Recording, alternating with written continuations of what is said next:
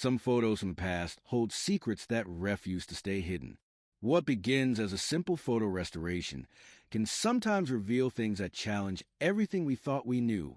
This is the story of one such image, taken on a cool morning in 1909, and the unsettling discovery that followed.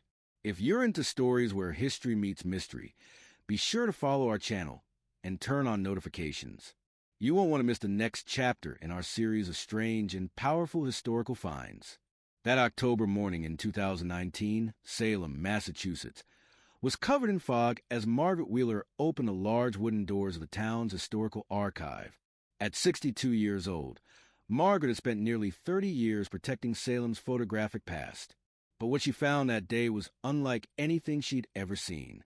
She was going through a new donation, an old cardboard box someone had quietly dropped off the night before. A short note was attached, written in shaky handwriting. Found these in my grandmother's attic. Thought you might want them. A friend. Inside were dozens of old glass negatives and faded photos, all from the early 1900s. Margaret instantly recognized their quality. These weren't casual snapshots. They were the work of someone with real skill. The photos were crystal clear scenes from old Salem. Kids playing in the park, market stalls full of goods, families dressed up for Sunday portraits. But one photo at the bottom of the stack made her stop.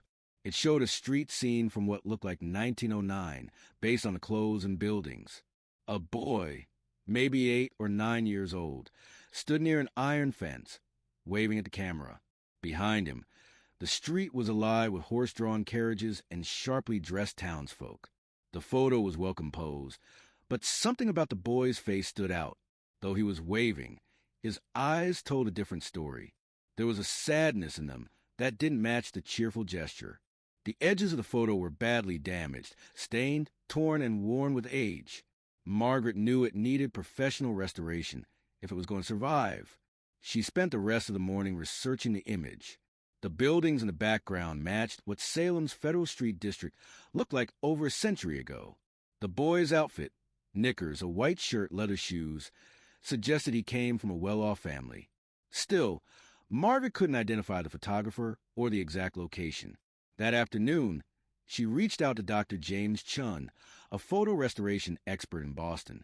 They had worked together before, especially on some Civil War-era images many thought were beyond saving. Dr. Chun combined traditional techniques with modern tech to bring old photos back to life. "Margaret, always good to hear from you," he said when he answered the phone. "What have you found this time?" She described the photo and the damage, but also how strangely moving it was. "There's something about that boy's expression," she said. "I can't explain it. I just feel like there's more to this picture than meets the eye." Dr. Chin was curious. "Send it over. I'll take a look right away. You never know what these old images will reveal once we start cleaning them up." 3 days later, the photo arrived at Dr. Chen's lab in Boston. His workspace was on the top floor of a restored brownstone in the back bay. Classic architecture with a modern setup inside. Natural light poured through big windows, and the room was filled with a mix of old tools and high-tech gear. Magnifying lenses, chemical baths, digital scanners, and editing monitors. He began by examining the image under magnification, carefully noting the water damage, edge tears, and areas that needed digital repair. The damage was serious, but not impossible to fix. He had restored worse. As he worked, he kept coming back to the boy's face. Just like Margaret, he couldn't shake the feeling there was something deeper behind that gaze. Even with the image in rough shape, the photo's quality was clear, and the boy's expression lingered in his mind. Whoever took this photo clearly knew what they were doing. It wasn't just a snapshot. It captured emotion, mood, and presence. Dr. Chin began the restoration by carefully cleaning and stabilizing the original image. Using special solutions, he removed years of grime, then gently flattened the curled edges of the old photo paper. Once the physical restoration was complete, he moved to the digital phase. He scanned the image using high-resolution equipment, able to pick up details invisible to the naked eye. That scan revealed hidden layers beneath the damage, subtle features that had been buried under water stains, and creases started coming through with surprising sharpness. As Dr. Chin adjusted brightness and contrast to restore the image's natural tones, something unexpected began to emerge.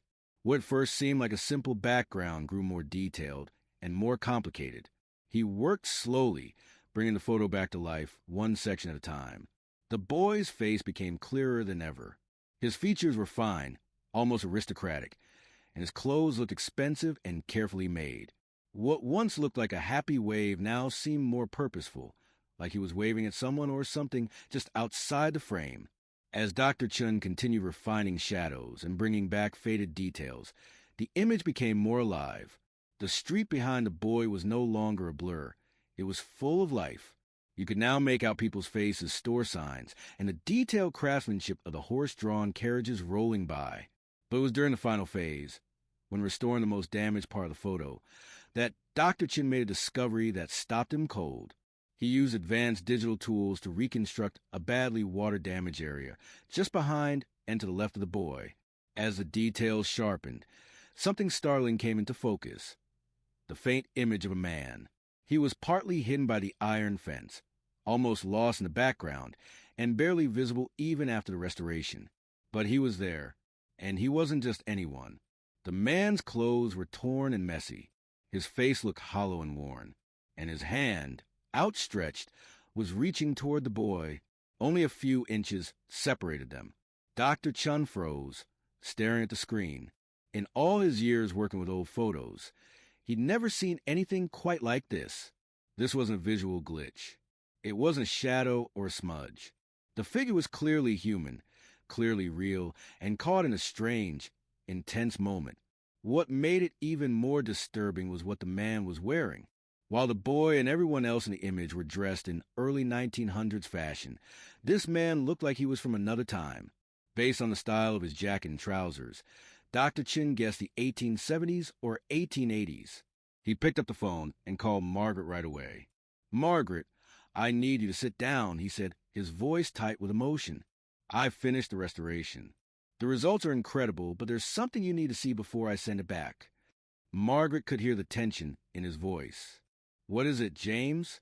What did you find?" "There's a man in the photo we couldn't see before. He's reaching toward the boy. But here's the thing. His clothes don't match the era.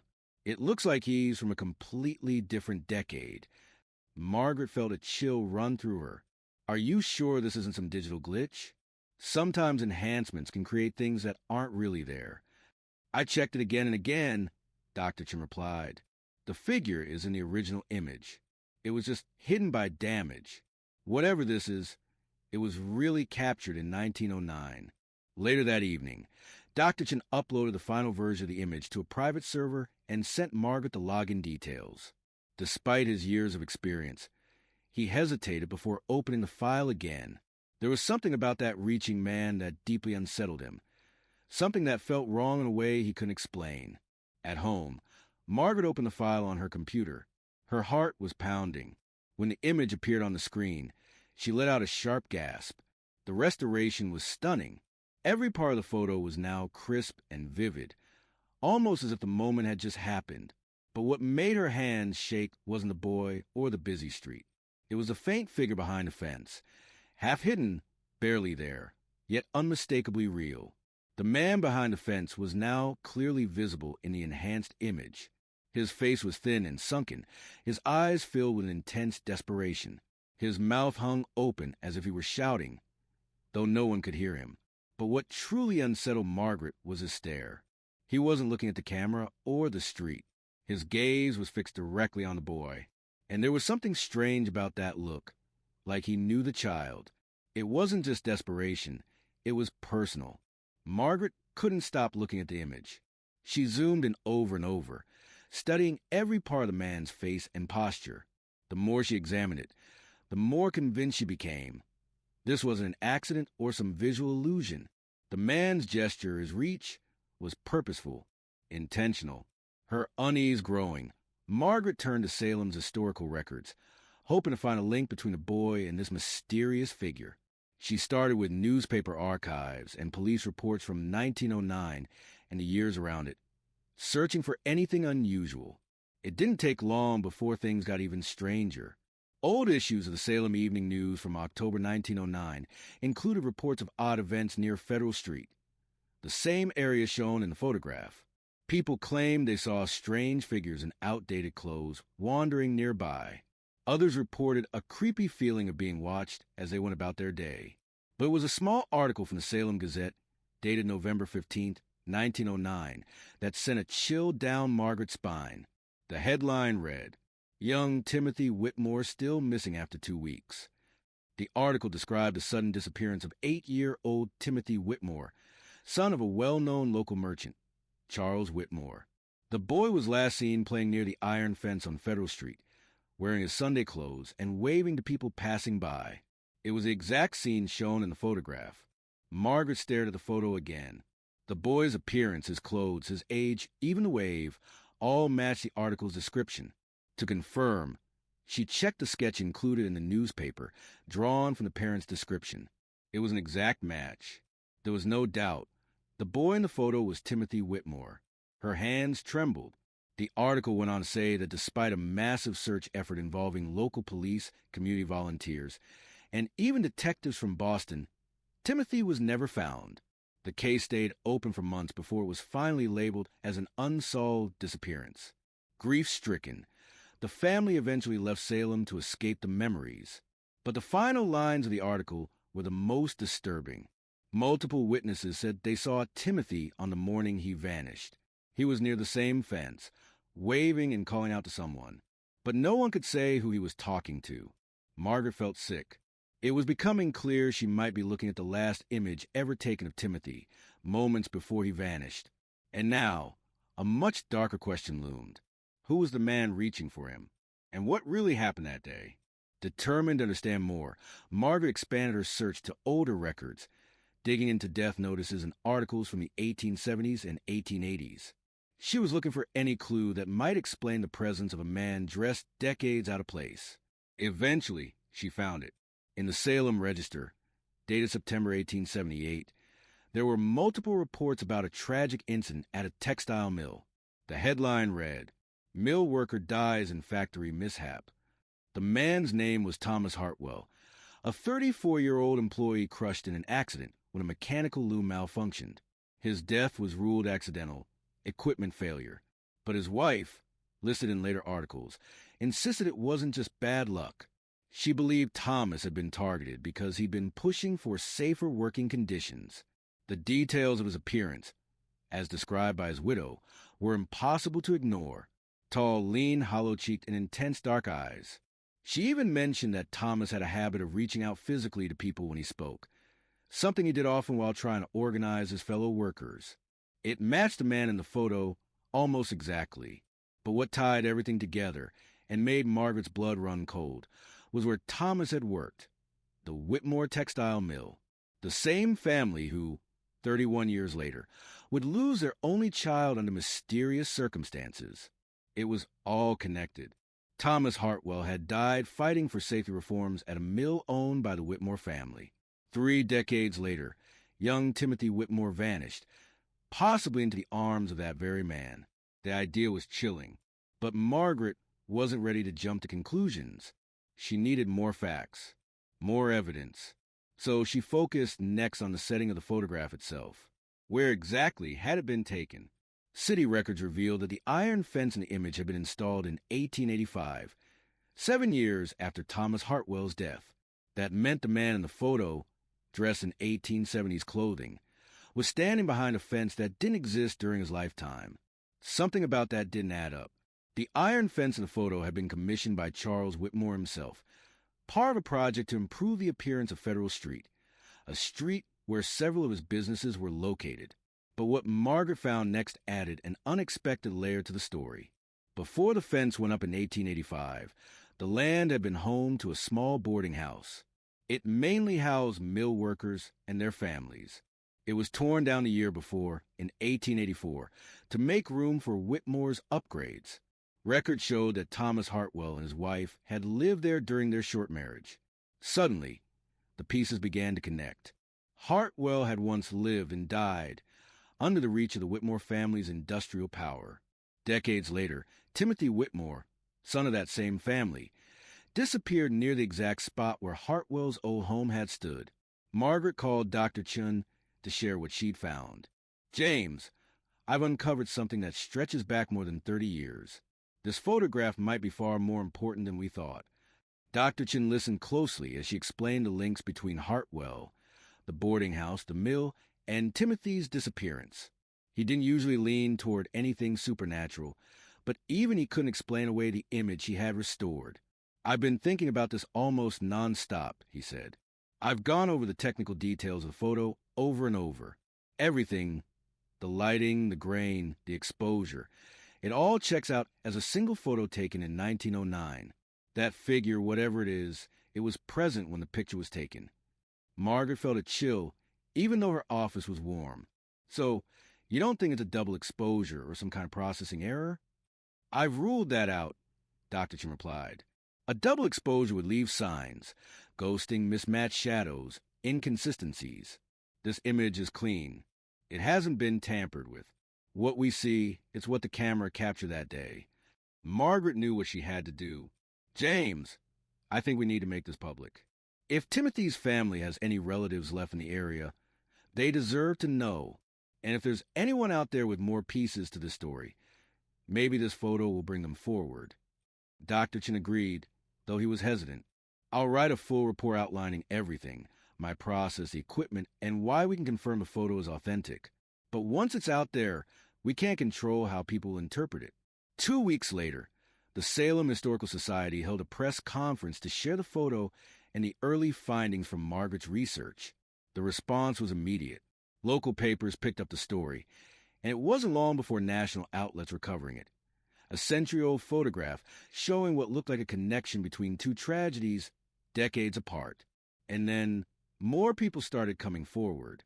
One of them was Mrs. Elenina Hartwell Jameson, the great-niece of Thomas Hartwell's widow.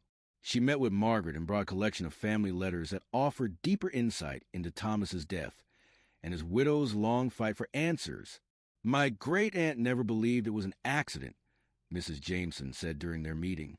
"She always thought the mill had him silenced because he was speaking out." The letters, warm but still readable, told the story of a man who had been documenting dangerous working conditions and preparing to go public. According to the correspondence, Thomas was scheduled to present his findings to a labor commission just 3 days before he was killed. But one letter stood out. Dated October 1878, just a month after Thomas's death, it described a series of vivid, disturbing dreams his widow had. In them, she saw Thomas reaching toward her, repeating the same urgent message. "The boy, I must warn the boy." Until now, no one had known what that meant. Mrs. Jameson also brought an old portrait of Thomas Hartwell, taken not long before he died. Margaret stared at it. The match was unmistakable.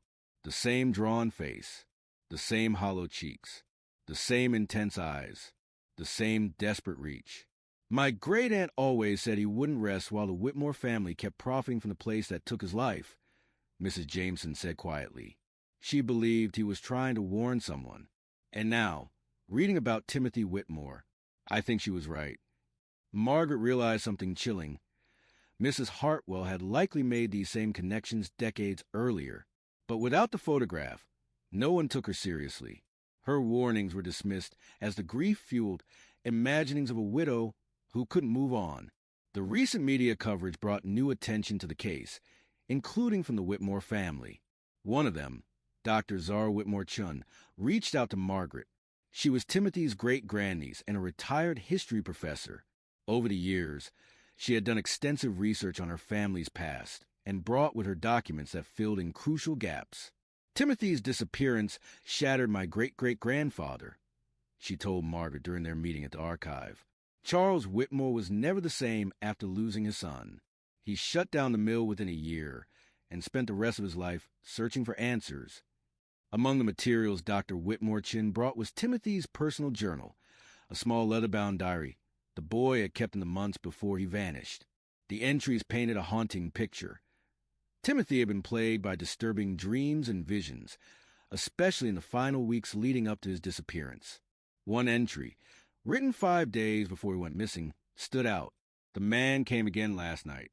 He stood by my window and reached for me, but he couldn't get in. He said something about danger, but I don't understand him.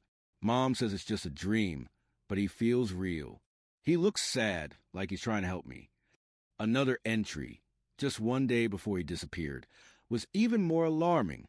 I saw the man again today, but this time it wasn't a dream. He was standing by the fence on Federal Street. He waved at me. I think he wants me to come tomorrow. Maybe if I go, he'll stop appearing in my sleep.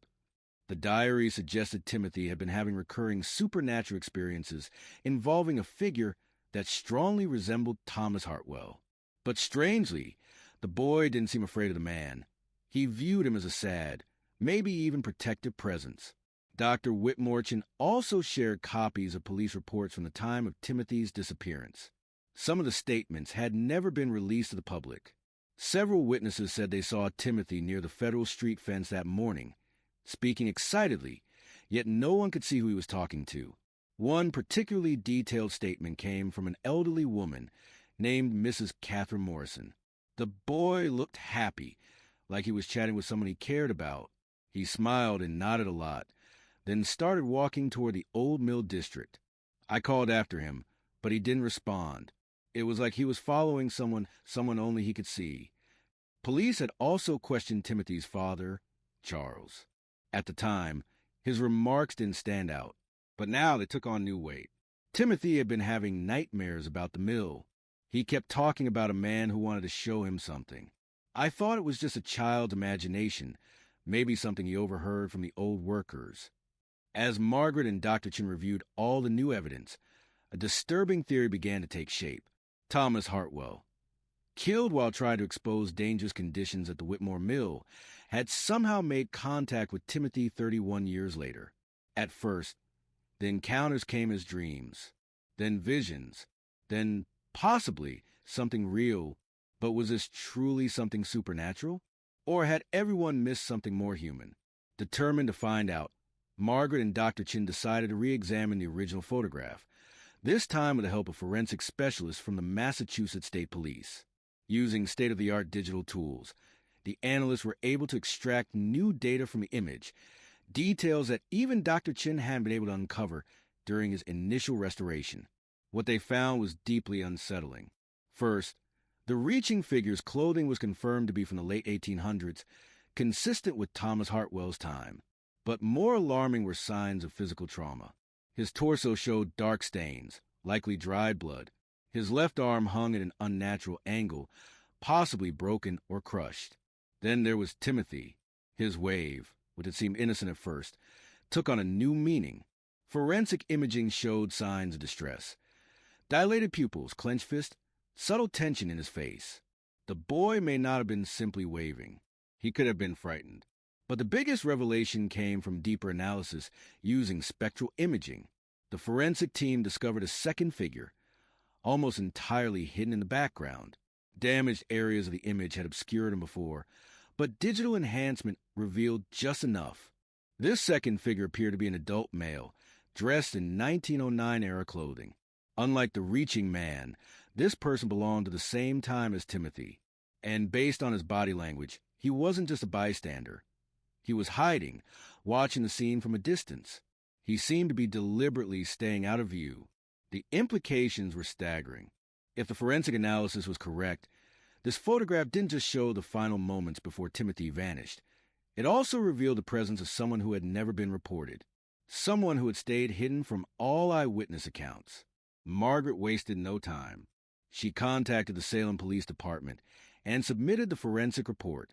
Though the case was over a century old, the new findings pointed toward a possible crime, maybe even a murder.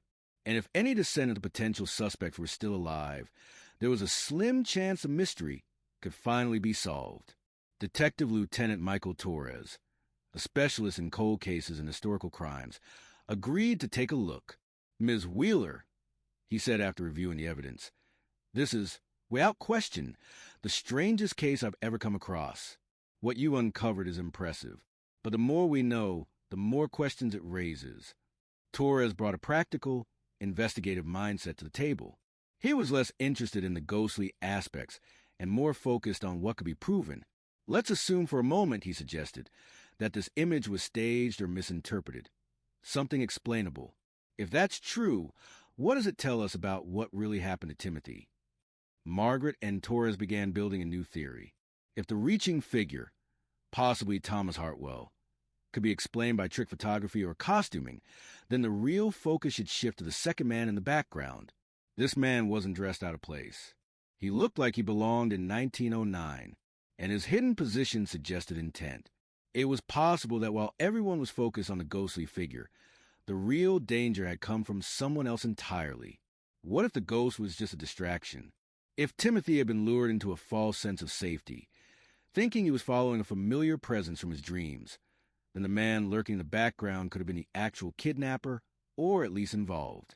Torres turned his attention to the social and economic conditions of Salem at the time. The Whitmore family had been powerful industrialists, and that power came with enemies. As he dug through records, a web of personal grudges, labor disputes, and old rivalries began to emerge. Several potential suspects stood out. Marcus Brennan had once been a supervisor at the Whitmore Mill. He'd been fired by Charles Whitmore for suspected embezzlement.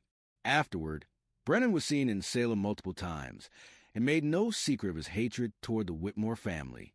He had openly blamed them for his financial downfall and had even made threats. Then there was Dr. Edmund Blackwood, a physician who had treated many injured mill workers. He had accused Charles Whitmore of hiding the true extent of workplace injuries and was locked in a bitter legal battle with the mill's management.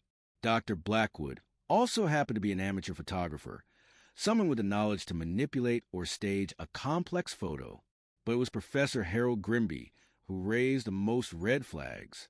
A psychology and spiritualism lecturer at a nearby college, Grimby had been experimenting with what he called psychic photography, an attempt to capture spiritual phenomena on film. Several months before Timothy's disappearance, Grimby had reached out to Charles Whitmore offering to investigate reports of strange activity near the old mill. Whitmore had turned him down. After that, Grimby seemed to become obsessed with the idea of proving the mill was haunted. He was convinced spirits tied to the site were trying to make contact, and he saw himself as the one who would document it. Detective Torres tracked down Grimby's archived notes, preserved in the college's library. They were disturbing. Grimby had clearly researched Thomas Hartwell.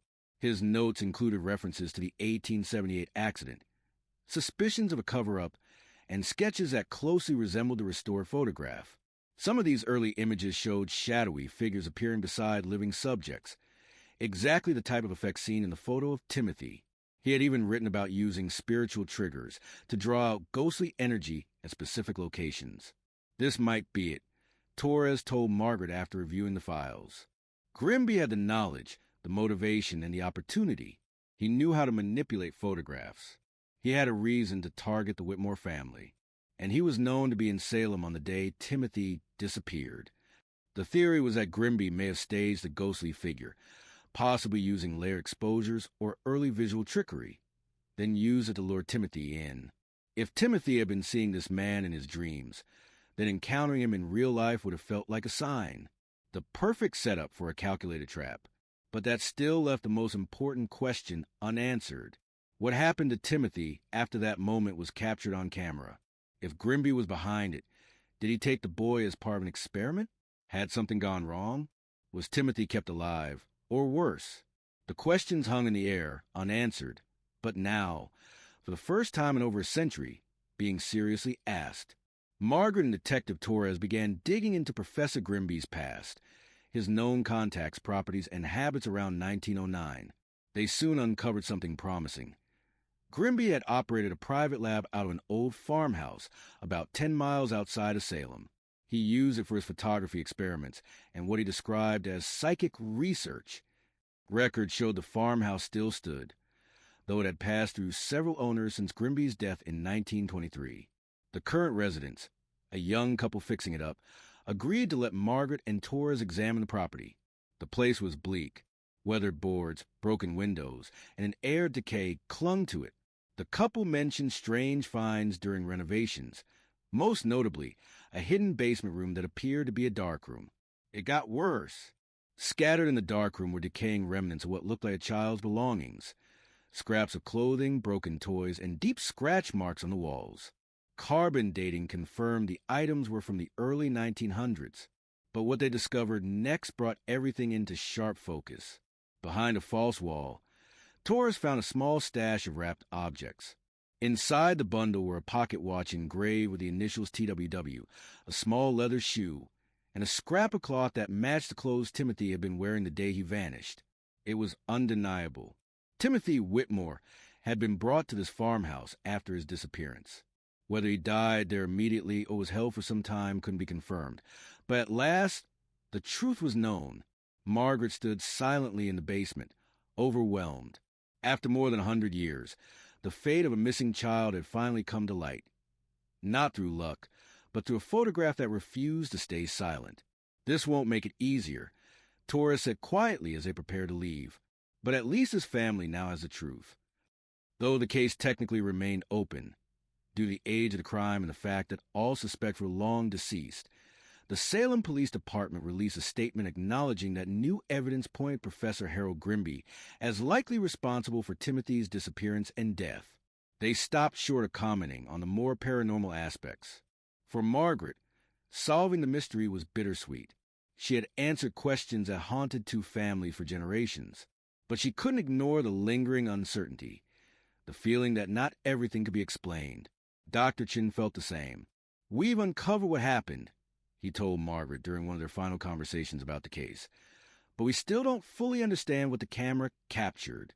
That reaching figure, the outdated clothing, the interaction. It doesn't all add up." Margaret nodded slowly. "Maybe some mysteries aren't meant to be fully solved. But at least we brought some piece to Timothy's memory, and to those still carrying his story." The restored photograph was placed on permanent display at the Salem Historical Society. Next to it hung a detailed summary of the investigation it had sparked.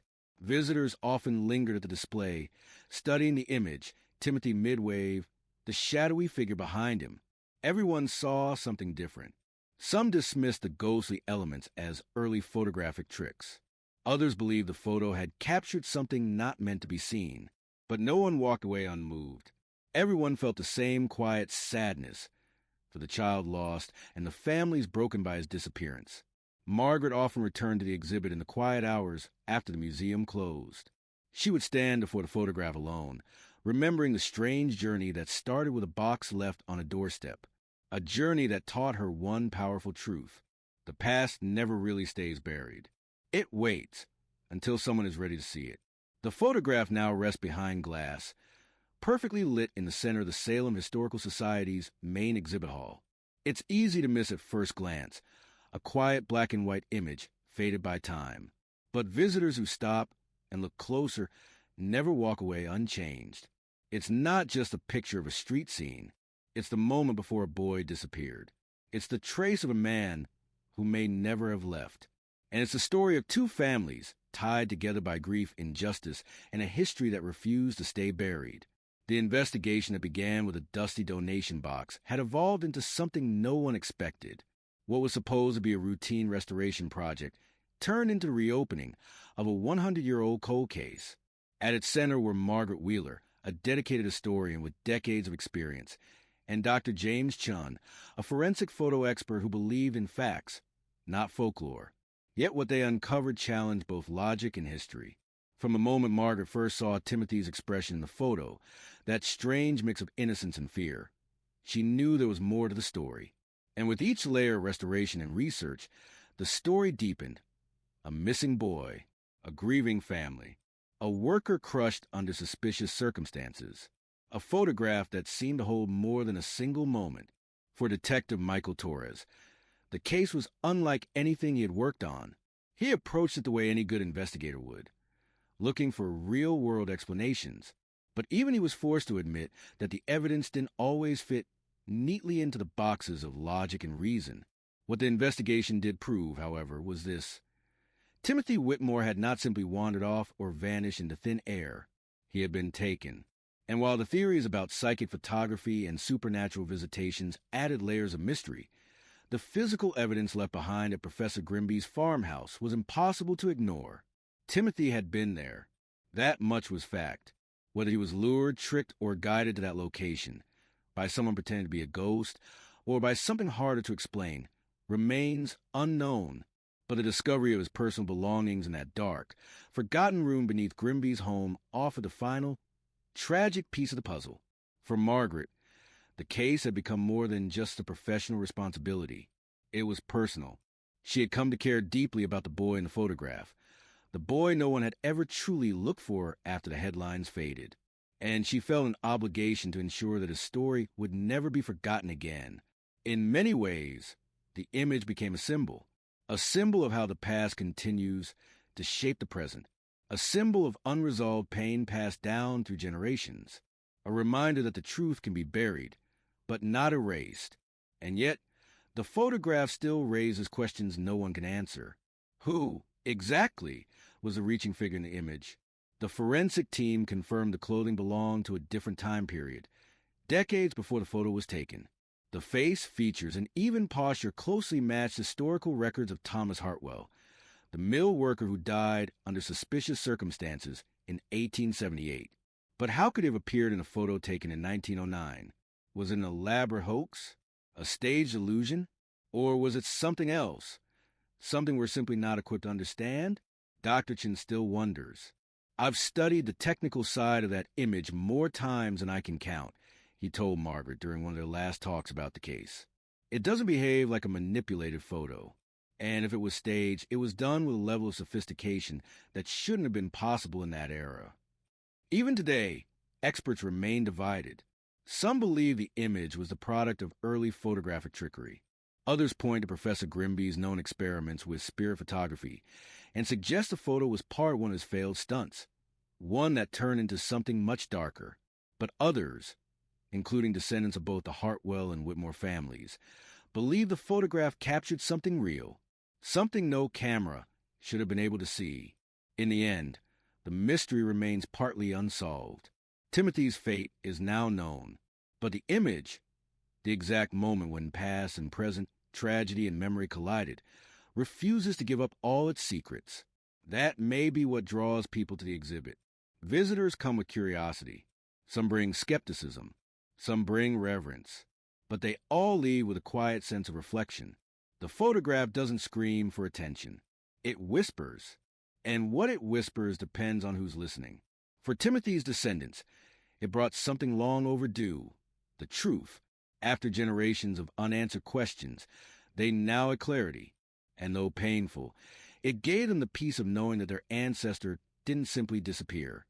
He mattered, and he was found.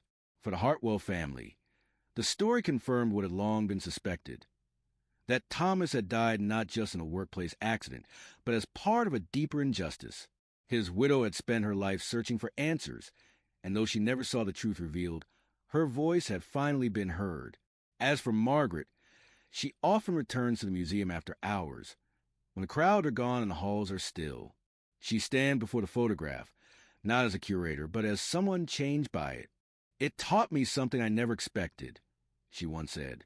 "That history isn't just a record of what's gone. Sometimes it's still happening, just waiting for someone to notice." Her quiet efforts, and her refusal to ignore a strange photo that didn't fit, led to one of the most unexpected breakthroughs in Salem's history. And in that way, Margaret became part of the story, too. The photograph remains where it belongs, on permanent display. Beneath it, a plaque reads, "Restored in 2019, captured in 1909, connected to 1878, evidence of a life lost, and a mystery that reached across time." It's not flashy. It doesn't claim to explain everything, but it honors what was lost. And it warns us not to look away when something doesn't make sense. Because sometimes the past won't stay buried. Sometimes it reaches forward. And sometimes, if we're willing to look closely, really look, we'll see that the answers were waiting all along. As the years passed, the photograph became more than just a historical artifact. It grew into a symbol of something larger, a reminder of the fragility of memory, the resilience of truth, and invisible threads connecting generations. Margaret watched as new visitors came and went. School children, tourists, researchers, even skeptics, all stopped in front of the image, each pulled in by something they couldn't quite name. Some asked questions. Some stood in silence. A few wept. The museum began receiving letters from people across the country. Some shared similar stories, photographs with unexplained figures, family mysteries that echoed Timothy's, rumors of old mill towns and tragedies long forgotten. Others simply wrote to thank the team for caring enough to look deeper, to listen to what the past was still trying to say. Dr. Chin eventually retired from active restoration work, but the case of Timothy Whitmore remained close to him. He would sometimes lecture about it, not as a story of ghosts or conspiracy, but as a lesson in careful observation, persistence, and the weight a single image can carry. Before he stepped away from his professional work entirely, he donated his original restoration files, notes, and equipment to the Salem Historical Society, ensuring future generations would have access to the full story. This photograph taught me more than any textbook ever could, he said. Not about cameras, but about people. Margaret eventually passed on her curator role to a younger historian, but she never truly left. Even in her later years, she could often be found walking the museum's halls, pausing at the display, speaking softly to visitors, sharing the story, always with care. And the photograph? It stayed where it was, quiet, unchanged, unblinking, still watching, still asking questions, still reminding us that history is never really gone. It lingers in photos, in journals, in forgotten corners of basements and attics, waiting for someone to bring it to light, not just to uncover the facts, but to honor the lives that came before. Because in the end, the past doesn't haunt us. It speaks to us, and it's up to us to listen.